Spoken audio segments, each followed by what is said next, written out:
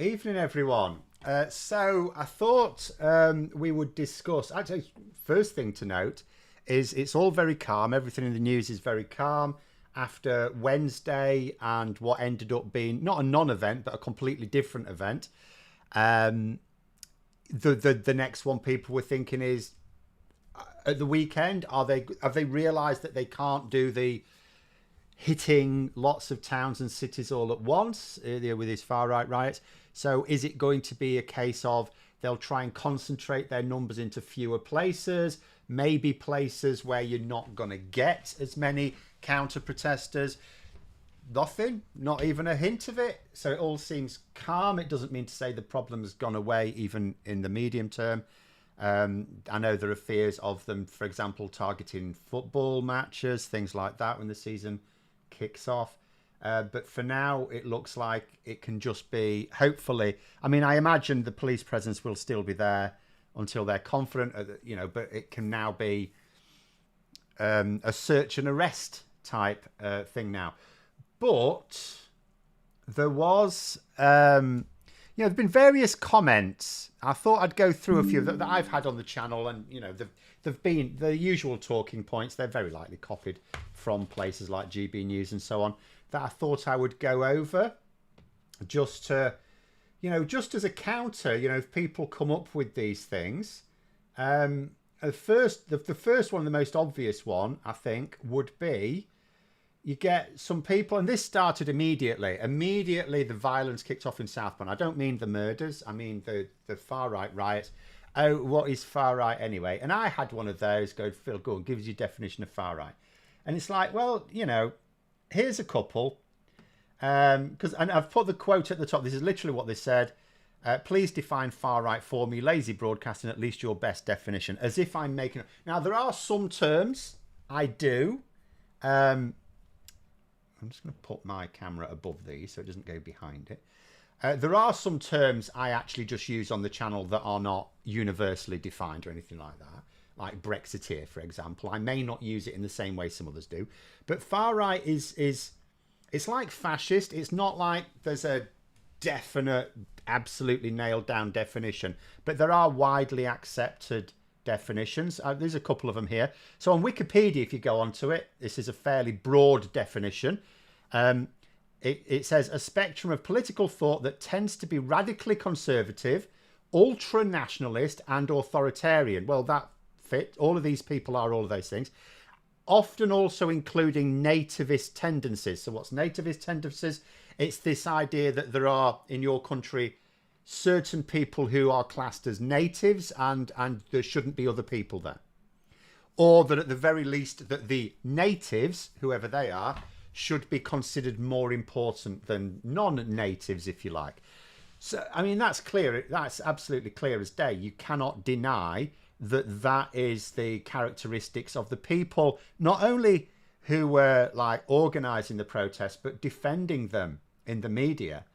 But that is a broad one because the nature of different political groups can be different in different countries.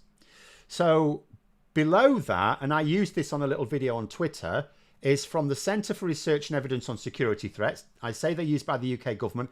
The paper is on the UK government website, and they used a narrower definition specifically for the far right in the UK. And they said a narrative of racial and or cultural threat to a native group arising from perceived alien groups within a society.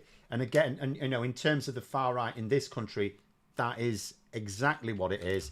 It's first of all, it's racial targeting. So, for example, when they say they're just concerned about immigration, my point on this, and I shall mention this in a video that I've got scripted but not got out yet. I've got a couple of scripts out that are not out yet. Is look at what they did. I mean, well, what they did was smash up high streets in the end, right? But look at what they tried to target. What was their first target? What were their first targets? Mosques, right? Now, how's that linked to immigration? Because those mosques are British. They're serving British people in British communities. And they'll think, oh, floods of Muslims coming into the country. It's like, okay, none of these people have seen where our actual immigration's coming from, because immigration into Britain is by far and away from countries that have much higher Christian populations than Muslim populations. So again, now you can't rule out that some of these people genuinely believe it because they've been conned, but in reality, no, immigration is mostly from countries with large Christian populations, larger than the Muslim populations, by and large. So it's not immigration, it's racism. It's this perception of an alien group. And also you just have to look at how some of those people refer to people. You know, people like Paul Golding, who will describe people like Rishi Sunak and Sadiq Khan and Humza Yousaf as not being British. They're not British. It's like, yes, they are. So what you actually mean is they're not what you consider native British. So again, I mean, this fits it even more closely in terms of the specific far-right threat we have in this country, or the far-right groups we have in this country. Not all of them are a threat. Some people hold those views without managing to kick high streets in, granted. But, you know, so that is really clear. It's not a difficult thing. There are definitions out there. It's not me making it up. And that is why everyone who uses the term far-right is using it in the same way, because it is broadly understood. But there can be differences in the details of how the far-right behave in different countries. There are, you know, national differences. There's a question here about should Farage face charges. I've lost it completely. Do you think Farage will be charged with incitement? Oh, that's two questions. Well, in terms of do I think it, I don't hold my breath. He should, or no, right. He should be investigated. There's a lot of people putting out on Twitter, do you think such and such should be arrested for or charged for or jailed for this? My attitude is the same as it with everyone else, right? I'm not a judge. I'm not a lawyer. I'm not even a police officer, right?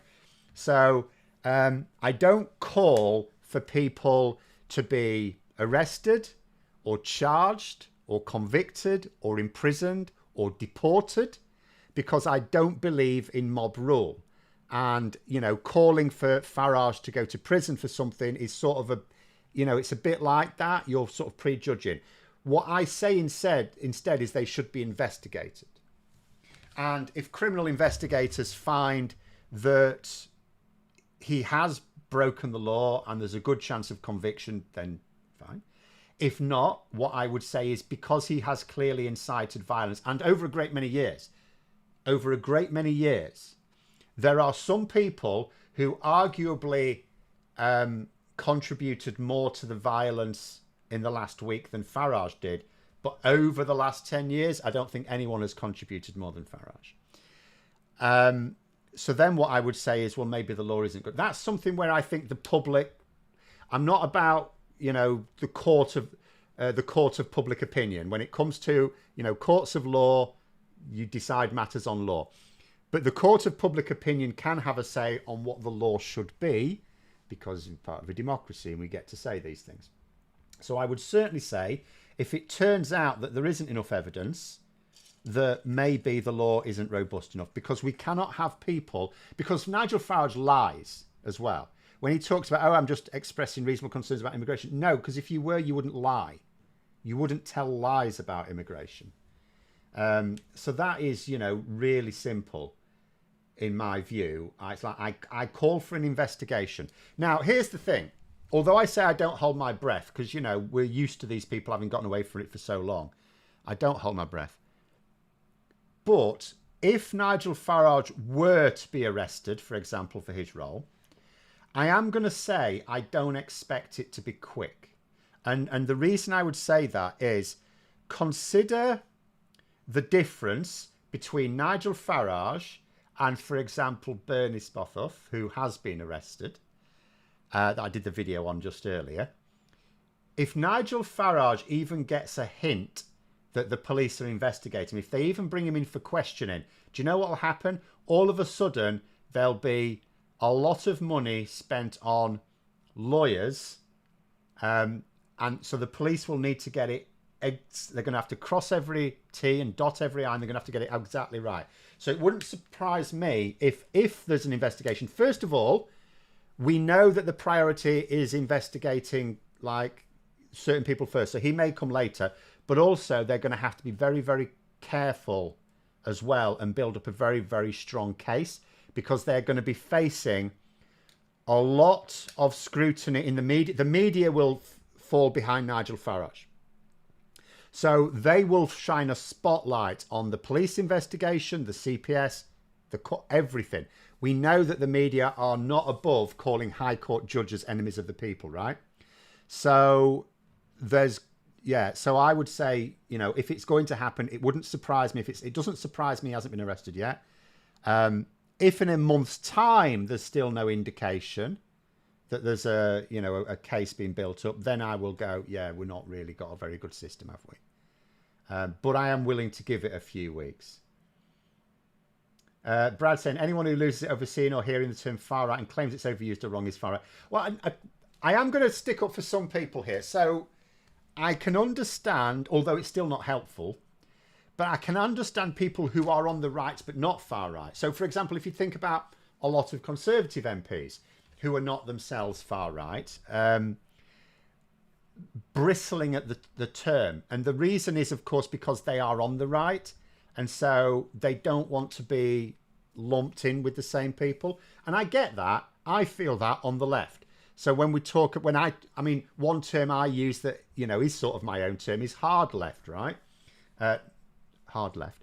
And I use that to mean not just extremists. I use it to mean specifically of people who are quite far left, as I am really, but people who are what you might call uncompromising. The ones who go, no, it must be this way, exactly this way. This is exactly the right way to do it. We're not going to tolerate any compromise. And if you compromise with anyone else, you're a traitor, that sort of thing. So when people talk about these, and some of them are extremists and some of them say extremist things, although they don't go around kicking in high street. So when people say, about our condemnation of the far right, well, what about the far left then? Yeah, there are some people on the far left who hold views that are just as abhorrent, but they don't go around kicking in high streets, attacking any place of worship, whether it be a mosque, a church, a synagogue or whatever. In these numbers, you do get small numbers of people who intimidate people of different faiths, right? And those are the ones we're talking about. And when people will talk about them as being the left, because I'm on the left, I bristle and I go, no. And I need to come up with another name for them to distinguish them from me. So I say hard left. And so I can get that. I get that people on the right don't like the idea of calling these far right, because then people might think, well, are you far right? They might worry that they may feel that it's like being looked at as part of their tribe. Well, you're on the right and they're on the right, so aren't you part of the same tribe? And they want to go, no. But I think it would just be easier for them to say, no, they're far right, I'm just right wing. I'm moderate right wing. They can say that. They can say... And the other thing as well about far right is far right could just mean very, very right wing. There are some very, very right wing people who are not at all authoritarian, and they're not at all violent. So I can understand some people having an issue, but most of the people who are in the media going, oh, what's far right anyway? They are far right because they meet these definitions. They are very conservative. They are ultra-nationalist. They are authoritarian. And a great many of them do express nativist tendencies. But anyway. They say global network of influencers. Recent racist violence in the UK can be linked to a global network of anti-Muslim, pro-Israel figures. But also anti-Semites are in there as well. You remember quite a lot of the people who are like in America and the UK who are sort of saying, oh, it's just like, you've got anti-Semites who say they're on the side of Palestinians when they're not at all, because what they actually want is the genocide of Jews. But you've got the other way around as well. You've got people saying they're on the side of Israel. They don't give a crap about Israel, but they're doing it because they want it suits both sides in some ways to have this religious war. They want to make, you've got one group who hate Jewish people, so they go, oh, we're on the side of the Palestinians, as a ready excuse for saying why, you should do whatever. But then you've got people on the other side as well who hate Muslims. And so, or they may not hate Muslims particularly, they may just hate people who aren't white. And by and large, most Muslims are not white. There are white Muslims, but there are not that many in this country at any rate. And so it's an easy way of, it's like the low-hanging fruit of racism for them. So they can say, oh, well, so they say they're on the side of Israel because they're quite pleased that it allows them, therefore, to express, they're not really expressing solidarity with Israel, they're expressing opposition to people they don't like, in this case Muslims. But indeed there are people, it is an international network here. Some of the, again, I kept saying about the funding that was needed to do this. Byline Times has done an article, in fact I don't know whether that's a quote from Byline Times, but there was a thing in Byline Times about the international connections with Tommy Robinson, for example. And we know about the international connections with Nigel Farage because he doesn't even hide those. He doesn't hide his MAGA leanings and links with Steve Bannon and things like that.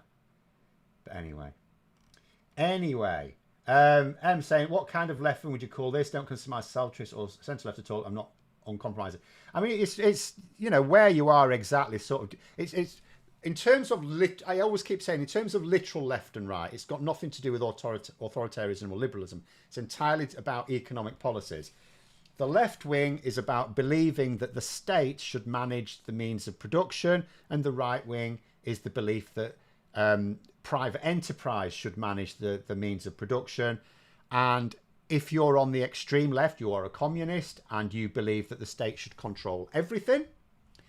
If you are on the very extreme right, I'll avoid using the term far right, the extreme right, you are a free market capitalist. And although you don't believe that the state should do nothing, because if there's no state, then there's no such thing as capitalism by definition, but you believe the state should do the absolute bare minimum. Basically maintain a police force and an army.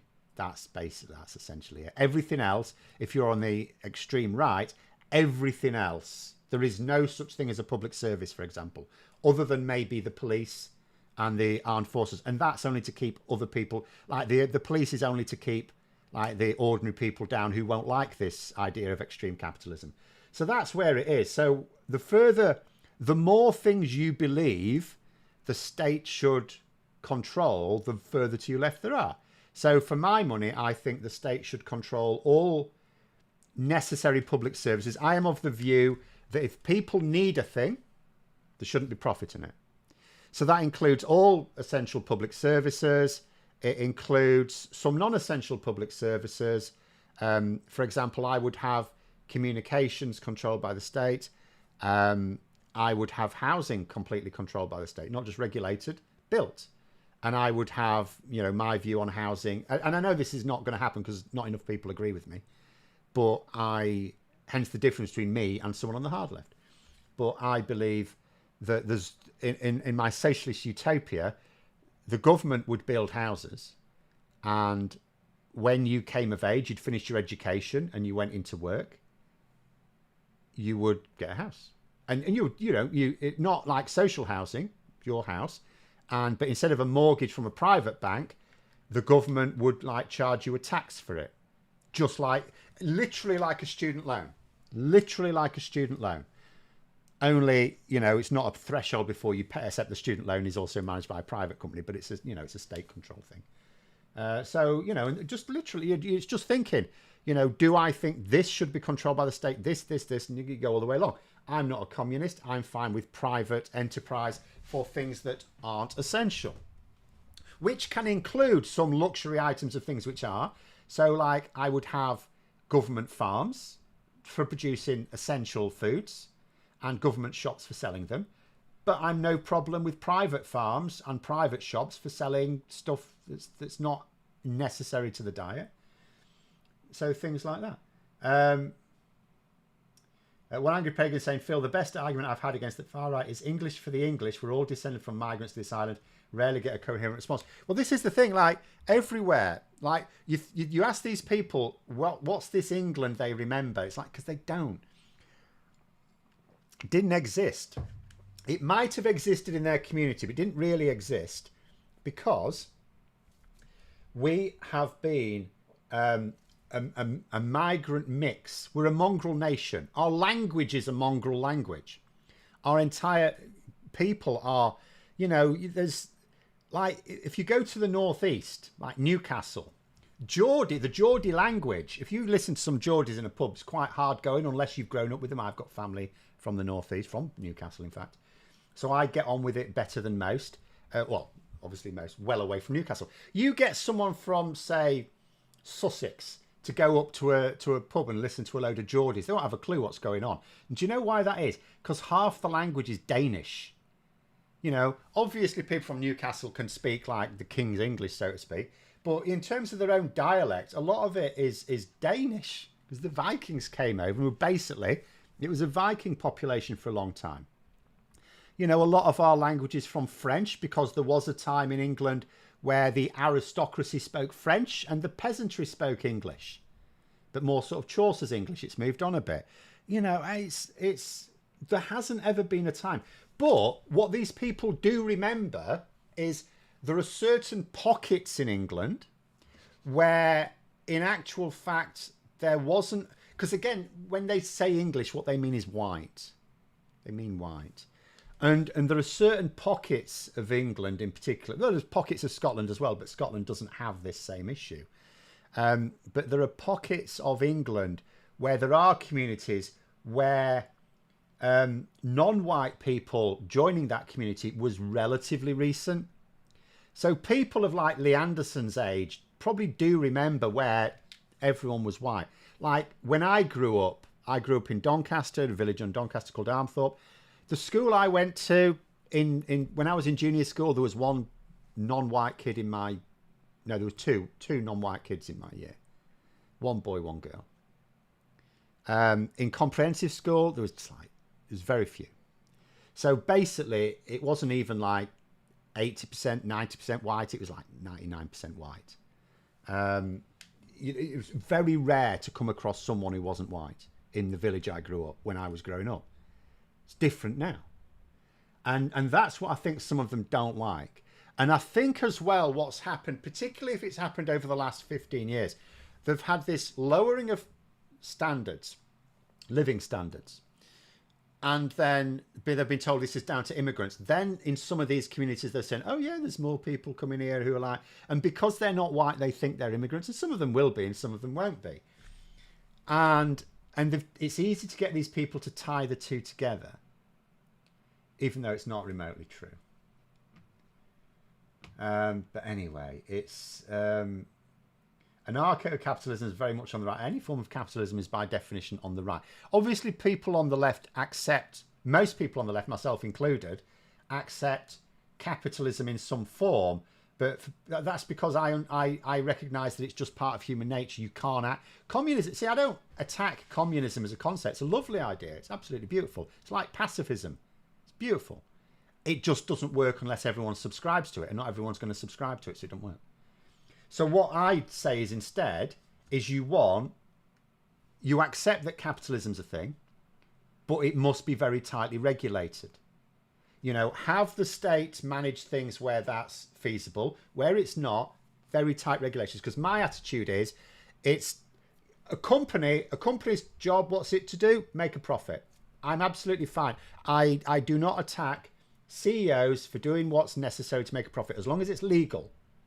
It's different when it's not legal. But I don't usually make moral arguments when it comes to corporations, because what's the point? That's just ridiculous.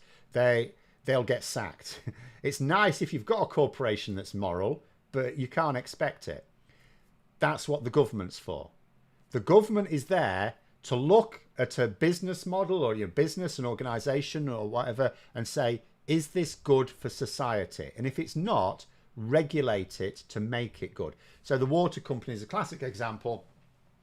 you know, the government we've got now have gone, you know, the way you're doing business isn't good for society, so we're going to make sure you do. You know, that's my attitude on that. Anyway, let us get rid of that because there's other things as well to go over. This was actually my favourite. I put this one up. This is quite an easy one to deal with. So someone put up here, and there were, again, whenever I've put one of these comments up, several people have asked it in some way or other. So this was related to lots of the anti-racist protesters who came out, not all of whom were anti-racist. There was the odd one piggybacking, but we'd hardly notice them. Unfortunately, apart from the one who got himself arrested. But anyway, they've put this out. Some of the young people there were like you. Well, I'm not young, but okay. Holding all refugees welcome signs, but happy in the knowledge that they won't have to fund their house or benefits. Talk about thick. So this is quite easy to deal with in a number of ways. First of all, it's worth just pointing out that refugees don't get housing or benefits. Again, that's a misnomer. If you come to this country, you do not get access to benefits or housing. Even as an asylum seeker, it's assumed that you have to sort your own housing out. And for many refugees, they do, because the reason they come specifically to the UK is because they have family here. Those family will put them up, right? But where they don't, and obviously a lot of asylum seekers won't be able to sort out their housing, they have to go through the process like anyone else who is destitute. So they have to be destitute first. So they're destitute first. And again, there's no real benefits. Like, you can't access benefits. This is not a thing. You can't even access benefits if you're a migrant worker. It's like, well, you're a worker. If you lose your job, all of a sudden you can't just then gain benefits and housing. So that's not a thing. However, there is a lot of funding of housing and so on because the government allowed this massive backlog, which has become very, very expensive, right? But here's the thing. They say that we don't have to fund this. It's like, no, we are the ones who are going to have to. And actually, it's young people who are going to have to fund it the most because they are the ones who are paying the highest rate of tax. Young people are paying the highest rate of tax. So they're doing the most to fund it. Do you know who's not funding it? The people who caused all the trouble and are going to prison because they're not working. If they had a job, they ain't got it anymore. The ones who are on remand, the ones who are, you know, therefore awaiting trial, the ones who have actually been sentenced to prison, they're not going to be funding it. We're funding them. We should be mad about that because we are funding people who kick the shit out of our high street and therefore when we get the economic news for August, unless something picks up for the rest of August, we're going to be, but there will have been a hit. That will have caused an economic hit because businesses had to close down either temporarily or permanently. That poor fellow in Belfast said he wouldn't be opening again. I hope that's not true. I hope he rethinks and I hope the community help him. But some businesses have at least had to temporarily close down, either to repair the damage or to board up in anticipation of damage. So that will have caused an economic hit. Fewer people have been going out as well to do, even when the shops were open. That's cost us. That has cost us. And now we're going to have to fund their stay in prison, which is not cheap. So, yeah, actually, we are the ones funding this. That's a really easy one to deal with. What's happened there? Got rid of the wrong thing. Where is it? There we go. Go a couple more comments before I do my third one. Matthew saying free market works for supermarkets. Lidl and Aldi have forced other supermarkets to lower prices. Not entirely. So I think if there's any farmers in the chat, they may go, hang on a minute now. There is a problem with the supermarket model. It works better than privatised public services. That's because privatised public services work on a monopoly. Then there's no competition. Like the Tories always say, oh, competition drives up standards and lowers prices. There is no competition. I would like anyone to name me a public service that is actually competing for anything. They're not at all. It's a monopoly. Every single one is a monopoly. The water's a literal monopoly because your water company is chosen for you. Energy companies, you may think, oh, well, I can choose my energy company, but you can't choose your energy. It's the same gas lines. It's the same electricity lines. Same. There's no competition there. the closest I would say, even medical services where there's private things, there's no competition because there isn't actually enough capacity in any sort of medical thing in this country to have any competition.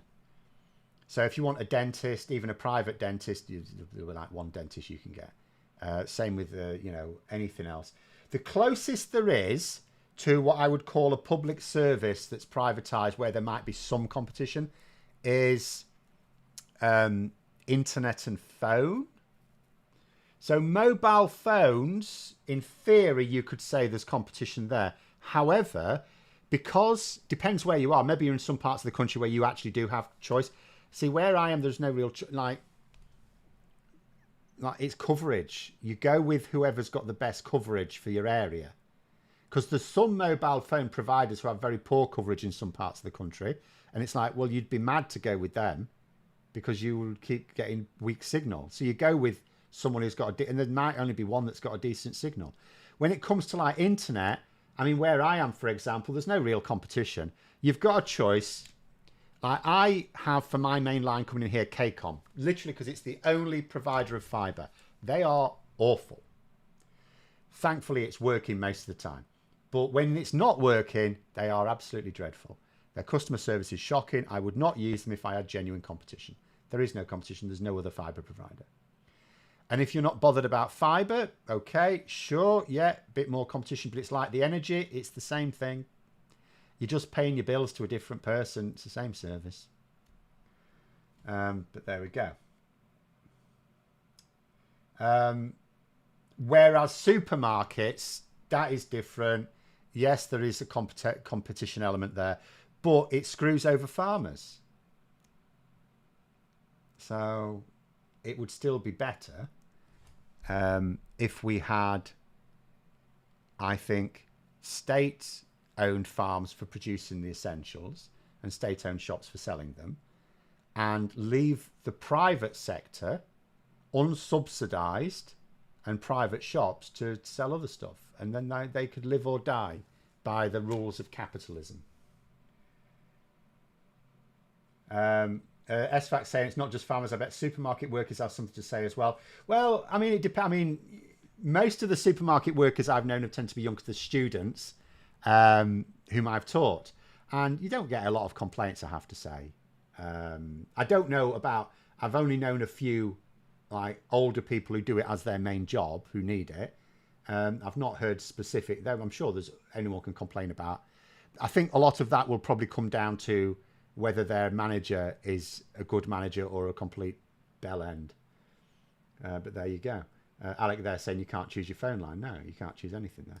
But anyway, I'll go into the...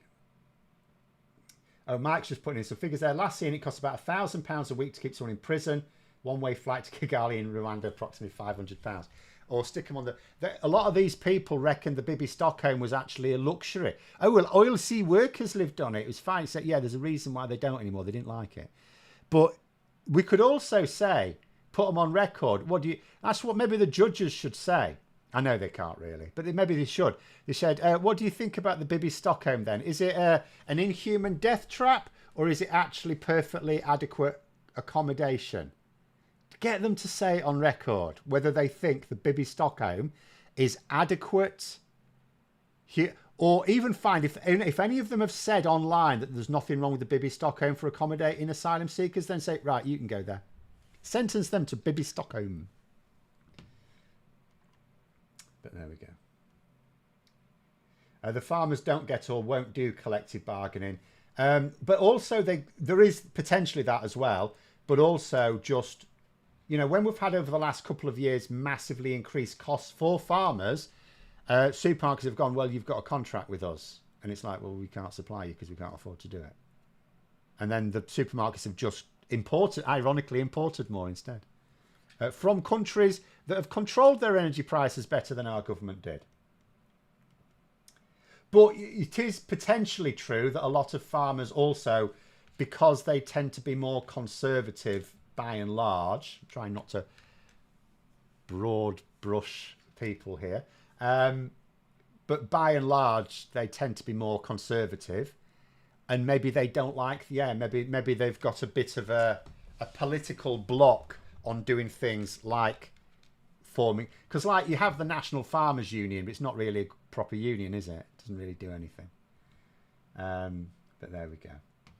And then the last one I had on here was this idea of immigration as a concern. It says, a few thousand counter-protesters, it was more than a few thousand, mate, shows nothing to the millions sat at home annoyed that an important issue like mass migration was obscured by riots.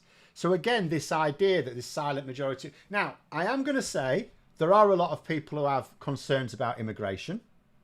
However, if you look at it, these are a couple of charts that were recently up in the Financial Times. And what it notices is, first of all, the Conservatives are always more concerned about immigration than the average person, and Labour voters less so. And these are voters, by the way, not party members. So it includes much larger groups of people.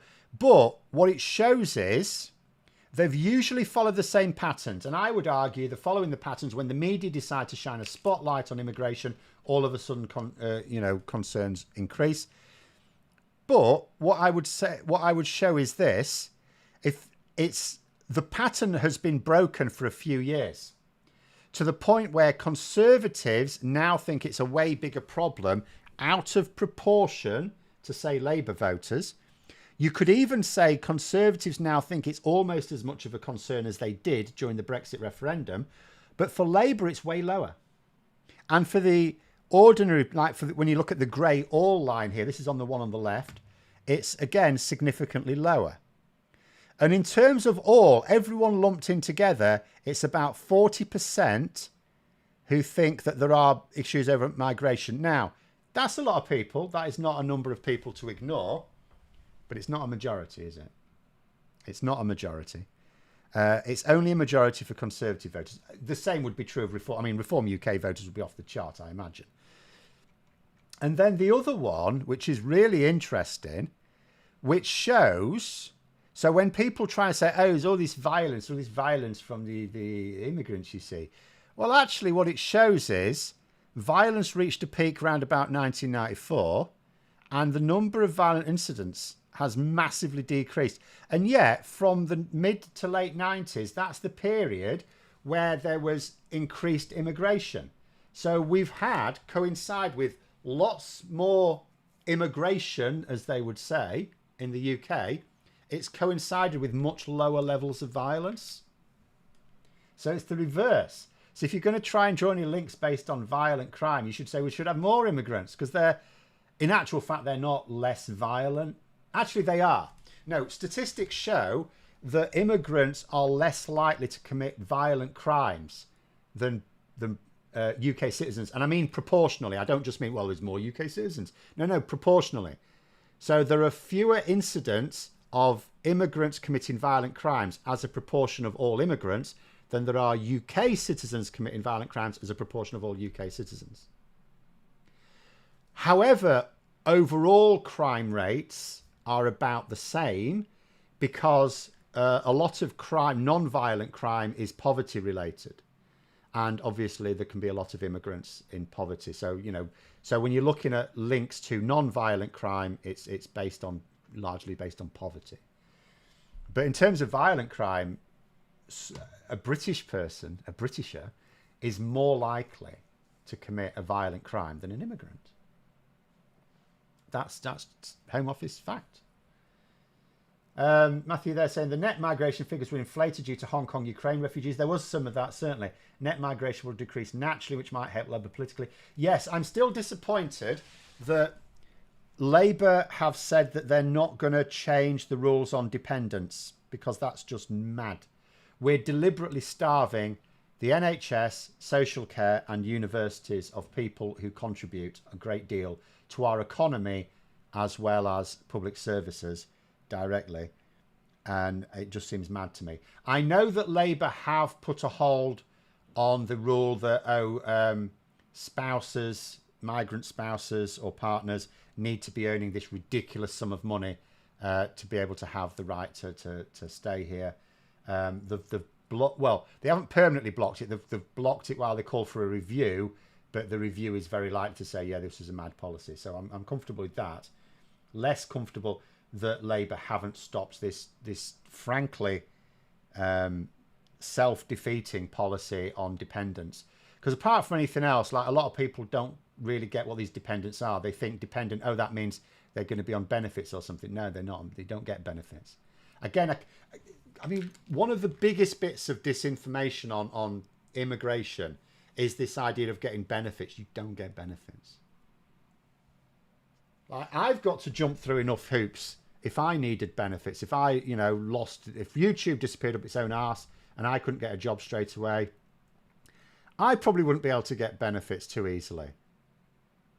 So, the idea that people could just swan into the country and get benefits is utterly ridiculous. But numbers, when those record numbers came out, they were inflated due to Hong Kong, Ukraine refugees. They would still have been very high. There were other issues as well related to both Brexit and COVID. But also, there we go.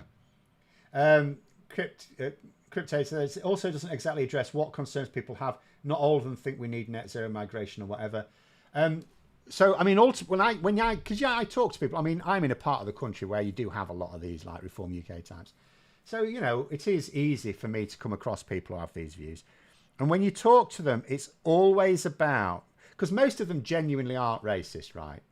They're not racist or even xenophobic, I would say. It is this fear of access to things. And those things are basically jobs, public services, housing. It always comes down to that.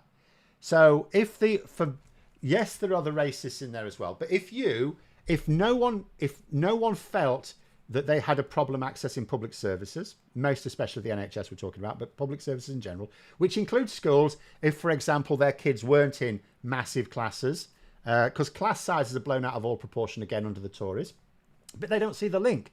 They think it's immigration. Even though they'll be told, and they don't think it through, because Nigel Farage, Labour, when they allowed unlimited immigration, it's like, yeah, and when our standard of living went up. So it's like they're getting you to see two different periods of time. The period of time when immigration massively went up, in their terms, but living standards did as well. But then they want you to tie that with the time where living standards went down, which is a completely different period of time. But anyway, so if those people had access to, if they didn't have a problem with access to public services, if they felt that their access to housing was fine, and if they felt that they had decent access to jobs, that their job was paying them enough, or that they had a job that was all right, and if they didn't like their job, that they'd probably be able to get another job somewhere else that still allowed them their standard of living. If all those three things happened, a lot of the concerns about immigration would melt away. You'd still have some. There'd always be a core. There's always a core. In fact, it was noted in this country. Now, I don't remember this because I was only born in the mid-70s. But it's been pointed out that racism, like violent racism, was like in a really bad place in the 70s in this country. Certainly parts of this country. And yet, immigration was negative at that time. So how does it make sense that it's about immigration? Because in the 70s, there were more people leaving this country than entering it. Immigration was negative. And yet, violent racism, like proper on the streets, violent racist riots, was notable in that decade. Number 3 saying, many people don't know the facts and figures, so what to do about them and their concerns. Well, that is what is all maddeningly almost impossible. On an individual basis, if you know people are willing to listen, you can try and arm yourselves with some of these facts and figures and make these arguments. But it is very difficult because ultimately it's a failing of the media. Worse than a failing, because they're deliberately spreading this misinformation. They're deliberately spreading the lies.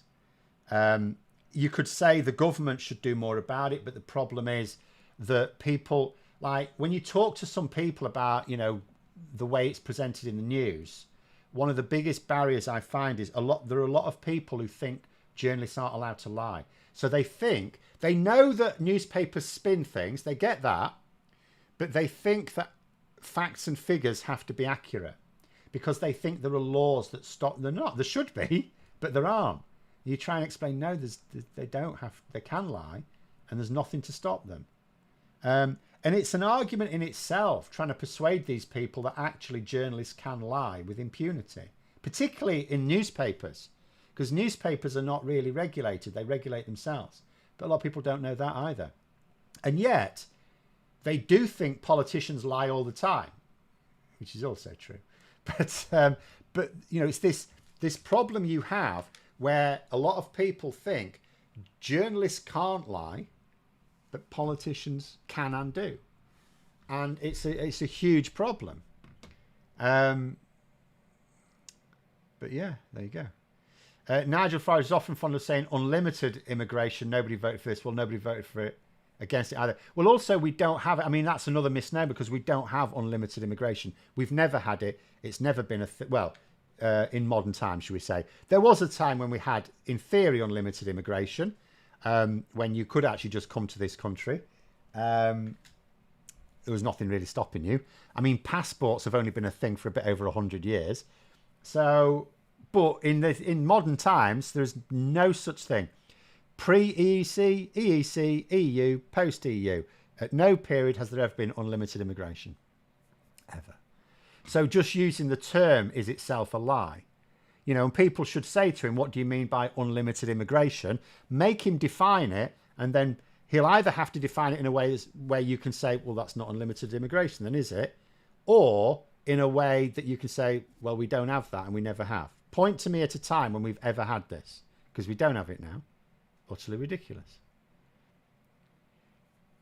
You know, and almost everyone that comes into this country, in fact, I should have put this little graphic up.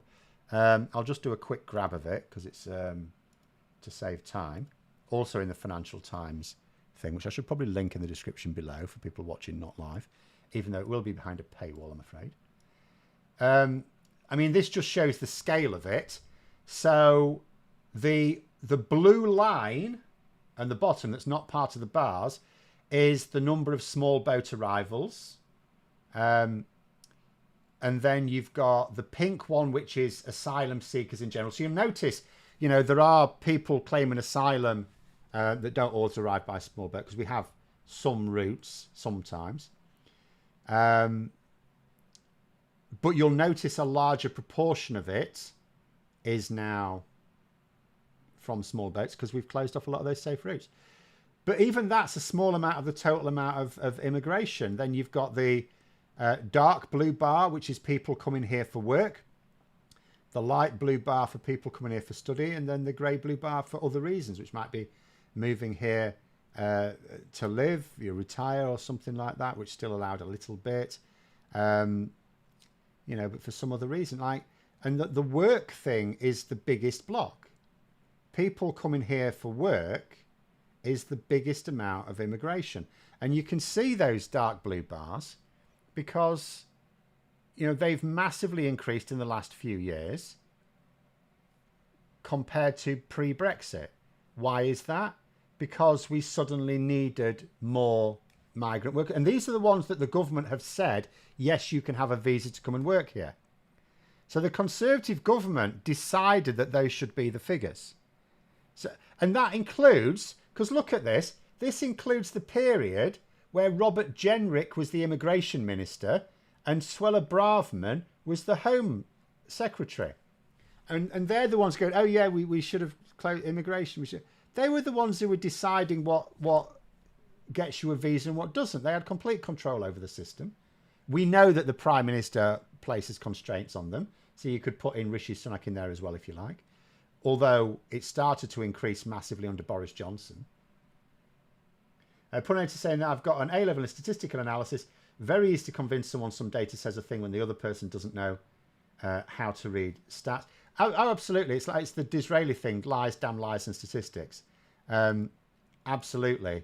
You can persuade people that of various spurious links, correlations are the worst things. But it is even easier for someone who does understand statistics to go to them with the same data and actually show them how it's not correct. Unless, of course, they've already gone down the rabbit hole. Because there are some people, once you've convinced them a thing, it's almost like with some people, they don't like the idea that they might have been wrong, or worse still, conned. It's the old thing, isn't it? If someone gets conned and you point out to them that they were conned, they get mad at you, not the person who conned them, because you made them look stupid, even though you shouldn't feel stupid about that. But that is, again, part of the human condition, isn't it? Psychologists will know better than I do how that works.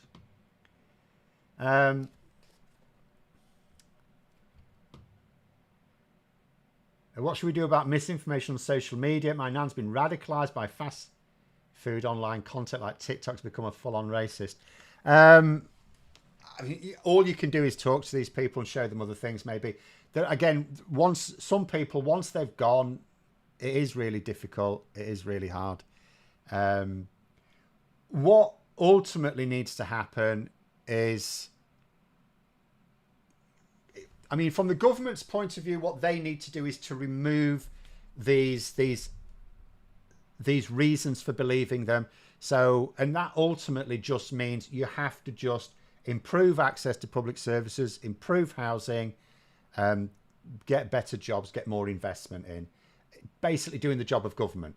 Doing the job of government. The problem we have in this country, there are some countries where they switch between different political parties that have different political ideas, but they ultimately are trying to govern in the interest of the country. And, you know, they'll always have some of these problems, but they never get the full whack. There are some countries like the United States, like the United Kingdom, who flip between governments that want to screw over their own citizens for the benefit of a small number of billionaires, and then a government that actually wants to know, can we actually run the country for the benefit of the people, please? And the problem is, in this country, the Tories can work much more quickly than Labour can in reversing it. So it's almost like the way I sort of think of it is, it's like you want this balance, you want this boulder on a hill. The Tories keep pushing the boulder down the hill, and Labour keep trying to push it back up. But the Tories can push that boulder down the hill a lot further in a 13, 14-year period than Labour can get it back, can move it back in the same 13 or 14-year period.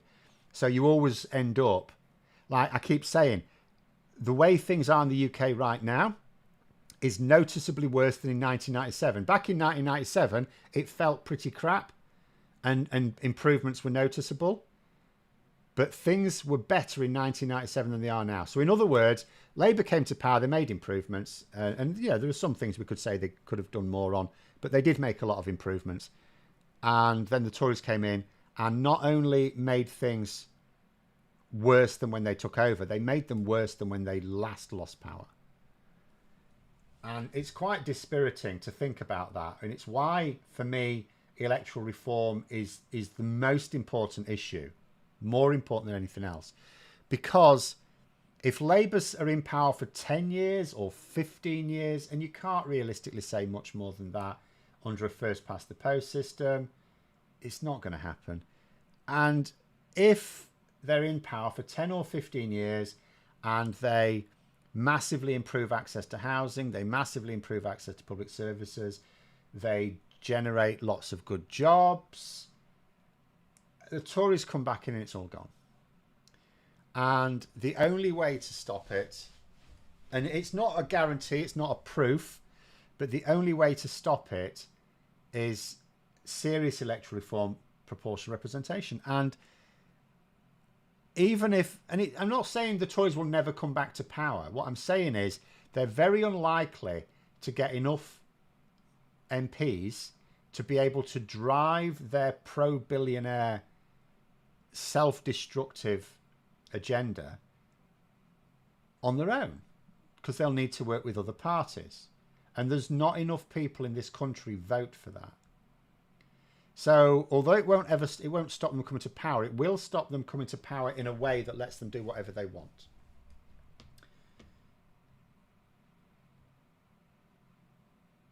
Government should be forced to print an advisory booklet on benefits available and how to claim them legitimately, better than huge swathes getting.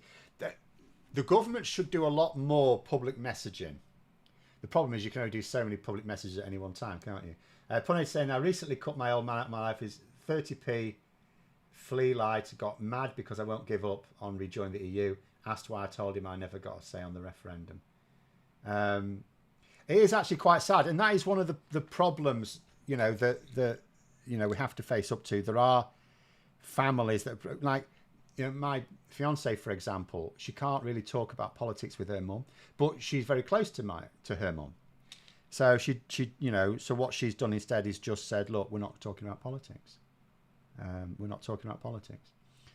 But there are a lot of people that, you know, have had friendships, families broken up by these divisive arguments, which makes me absolutely furious, because it's not even like it's a debate where you've got genuinely held views on both sides. The people pushing the anti-immigration rhetoric, the pro-Brexit rhetoric, are lying. And that's what really gets me. It's what gets me about the Conservatives. It's why I say the Conservatives are fundamentally different to before UKIP came along, and then obviously Brexit Party and Reform UK are just UKIP Mark 3. But before they came along, the Conservatives were, I always consider them to be a fundamentally different political party to every other major political party in this country, in that they deliberately lied about their intentions. I mean, all politicians do lie to an extent, because, you know, the public basically rewards them for it, because they don't want to be told the truth. As much as they say they do, they don't. But there's a different, I mean, that's why I talk about political honesty, which is another term I did actually make up, which is honesty for most of us is, are you being truthful? You either are or you aren't. I mean, you can understand the odd white lie. If someone, you know, puts on or gets a hairstyle that they really like, and you say, how do you like it? And you look at it and you think, my God. You just say, yeah, it's great. So a little white lie is all right, as long as it's not harmful. But malicious lies or selfish lies are bad in all contexts for an ordinary person. But for a politician, you go, okay, but what matters for a politician is their promises. If they make promises, do they intend to keep them? So for my mind, as long as a party intends to keep its promises, then that's politically honest enough for me. The rhetoric can be a bit dodgy. Do they intend to keep the promise? Yes. Okay. The Conservatives don't. They make promises they know they've no intention of keeping. They deliberately lie to win elections, and they lie with their promises as well as their rhetoric. It's not just political spin. It's not just like playing fast and loose with a few statistics. They lie about what they say they will do. They always talk about being low tax, right? First thing the Tories did when they came to power in 2010, put up taxes. They talked about in 1992, they cut taxes. Oh, we cut taxes. This is what we do. We cut taxes. Straight away, later on that year, what did they do? Put taxes straight back up again. If Rishi Sunak had won the election, what would the Tories have done? Put taxes straight back up again. And that's what galls me about these people. If they genuinely believed in they would have an argument. People who believe in what they say don't feel the need to lie or distract or anything like that. They will engage you in debate. They're happy to do that because they believe what they say. Anyone who will not engage you in debate on the matters of that debate, if they either lie or if they try to change the subject or anything like that, they don't really believe in their own arguments, because there's no need to go, oh, I'm trapped here, I'd better go down an exit tunnel, and there's no need to just say a lie. But anyway. Dave's saying standards of living are far better today than 1997. I would not, it might be for some individuals. I don't think I would say that, though. Because if your standard of, like, for example, I mean, it depends on different people, right? But if you've got, say, a serious illness and you're going to be waiting longer for treatment than other, like say, cancer, waiting longer for treatment, your chances of surviving for longer are less now than they were in 1997 even, I would say, for some people. I would also suggest that in 1997, we did not have people, there were no food banks. And if we had no, if all food banks, let's say there was this really mad campaign and all food banks disappeared overnight, there would be people literally starving. Whereas there were no food banks in 1997 and people, you know, people were like in serious poverty. Labour had to raise millions out of poverty. But you would actually have a level of starvation in this country that would be, that the government would have to do something about. If in actual fact, if all food banks said we're not going to do this anymore, the government would actually have to step in. It'd be that serious. So I actually think for a lot of people, for some people it might, some people's standard of living might be higher, but actually a lot of people it's not. Or take even a middle, let's say even someone who isn't starving, they can afford to eat and heat, but let's take someone who was say 25 in 1997, and let's say, you know, oh no, I've got to do maths now. So they're like 52 now, maybe not far off where I am, but say in their 50s now, they could actually have a lower standard of living. So if they, let's say they don't have a mortgage, they've been renting all that time, their rent will have gone up out of all proportion to their income, because their income's come down and their rent's gone up, and they could actually be really struggling. So you could have someone in their 20s who was just getting by, and you could have someone in their 50s now who is choosing between eating and heating. Punita saying there, my dad is anti everyone who isn't straight, white and male, whereas I'm physically disabled, left-handed, atheist, recently ND diagnosed, hates pretty much everything about me. Yeah, that's probably not a great relation. I mean, I'm not very close to my own dad, but that's mostly because I'm a miserable hermit. Powers to the people say, I have a friend that voted for Brexit and Boris, even went to the riot in Liverpool, got whacked in the head by a policeman, directed to Lime Street Station, told to go home. Well, he may well find that he has a little visit from the police at some point. I mean, if he actually got, because, you know, we talk about the footage from people streaming their own criminality, but there's body cam footage from the police as well, and they're going to be going through that as well. So, we'll have to see on that one. I suppose if they just turned up, they weren't actually filmed doing anything other than being there, told to go home by the police. If they did go home, you didn't actually mention whether they did go home or not. If they did go home, maybe they'll get away with it, because maybe they can argue they turned up, told to go home, and they did go home. Maybe that's a defence, I don't know. Because it has been noted, I saw an article, I can't remember where, talking about the fact that what we notice at the moment is no one has yet been charged with... Riot is a specific criminal offence, but no one has actually yet been charged with rioting. And the reason apparently is at the moment the CPS are doing the low-hanging fruit, and it's much harder to pin rioting on someone than violent disorder. And it's to do with the numbers. I think for it to be a riot, there has to be at least 12 of you. And you can go, oh, well, there's loads. But let's say you didn't see that you were with those people. Violent disorder only has to be like 3.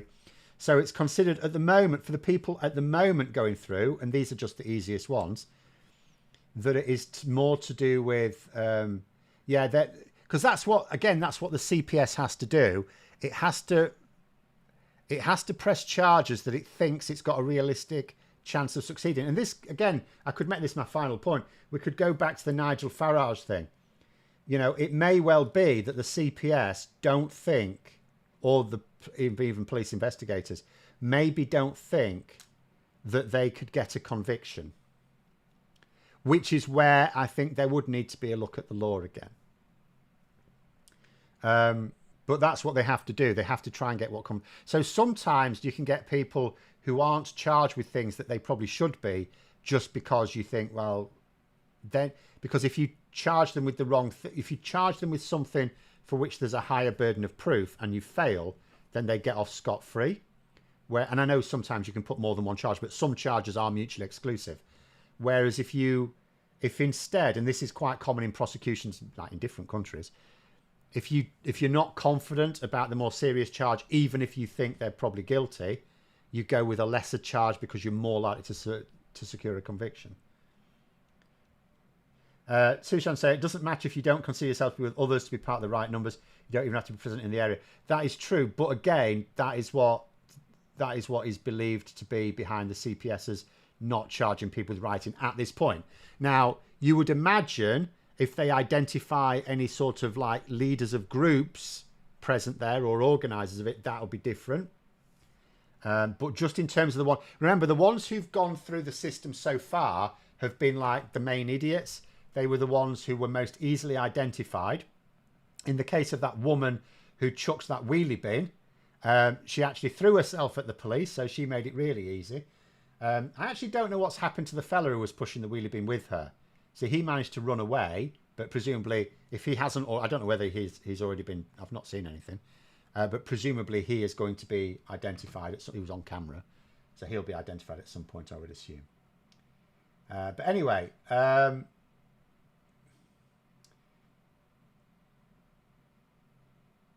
say people who were my age in 1997 were much better off then than people my age now. I mean, again, there will be different people. I don't know what the stats would say on that, but what I would say is public services are definitely in a worse shape than in 1997. So people who are dependent on those are in a worse shape. There may be some people who are in better shape. But for my money, it's a bit like all for one and one for all type of thing. The strength of a society is measured by how it treats like those on the bottom rung, not the top rung or anywhere in between. How are those in the lowest decile, shall we say? How are those in the lowest decile living now compared to a previous time? Because that's where the focus should be. Because in reality, things don't trickle down, benefits don't trickle down. It's like Biden says, bottom up and middle out is how things actually work. But we'll leave it there. We've gone well over. Time for my ice cream. It's quite warm again. Thanks very much for coming on, everyone, and a great little chat. We'll be back on again next week, hopefully with some normal politics to discuss. We will see. But thanks for coming on, everyone. Anyway, have a great rest of evening. And until next time, I'll see you later.